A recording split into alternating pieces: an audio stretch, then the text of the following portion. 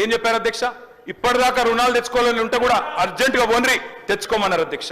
తెచ్చుకోమంటే December 9 నాడు సంతకం పెడతాం, 2 లక్షల రుణాలు తెచ్చుకొని మేము మొదటి సంతకమే దాని మీద పెడతామని చెప్పి 2023 డిసెంబర్ 9 మొదటి సంతకం అన్నారు. ఏకకాలంలో రుణమాఫీ అన్నారు, ఒకటే పెన్ స్ట్రోక్ తో చేసేస్తా అన్నారు. కానీ అధ్యక్ష జరిగింది ఏంది అధ్యక్ష? ఈరోజు ఈ రాష్ట్రంలో ఎస్ఎల్బిసి వీరు ప్రభుత్వం రాగానే డిసెంబర్ 7 ఎస్ఎల్బిసి పెట్టారు, state level bankers committee meeting పెట్టారు.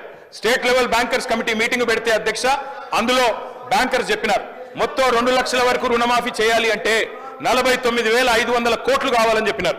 మరి ప్రభుత్వం ముఖ్యమంత్రి గారు చెప్పినారు, బయట ఎక్కడో మాట్లాడుతూ మైక్లో చెప్పారు, రికార్డు కూడా ఉంది, కావాలంటే ప్లే చేయమంటే చేస్తా అధ్యక్ష మీరు అనుమతిస్తే.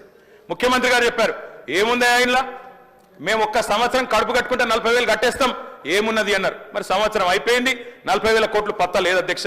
మరి కడుపు కట్టుకున్నారా కట్టుకోలేదా ఇంకేం చేసినారో మాకు తెలియదు అధ్యక్ష, వారు చెప్పాలి. అదేవిధంగా అధ్యక్ష 40,000 కోట్లు అన్నారు ముఖ్యమంత్రి గారు, ఎస్ఎల్బిసి 49,500 అన్నది, ముఖ్యమంత్రి గారు 40,000 అన్నారు. మళ్ళా వెంటనే కేబినెట్ కాడికి వచ్చే వరకు 31,000 కోట్లు అయింది. మరి ఎట్లా మాయమైతే అధ్యక్ష లెక్కలు? 49,000కి వెళ్ళి 40 అయింది, 40కి వెళ్ళి కేబినెట్కి వచ్చే వరకు 31,000 కోట్లు అయింది, బడ్జెట్కి వచ్చే వరకు 26,000 కోట్లు. మళ్ళీ ఇవాళ మొన్న పాలమూరులో విజయోత్సవం జరిపినప్పుడు మొత్తం జరిగింది 19,000 కోట్లు అని చెప్తున్నారు అధ్యక్ష. నేను సవాల్ చేస్తా ఉన్నా, ఈ ప్రభుత్వాన్ని సవాల్ చేస్తా ఉన్నా అధ్యక్ష, ఏ ఊరికైనా పోదాం రాష్ట్రంలో, కొండారెడ్డి పల్లికి పోదామా, కొడంగల్కి పోదామా, సిరిసిల్లకు పోదామా, ఏ ఊరు వాళ్ళ ఇష్టం, పాలేరు పోదామా, ఎక్కడ పోదామా వాళ్ళ ఇష్టం.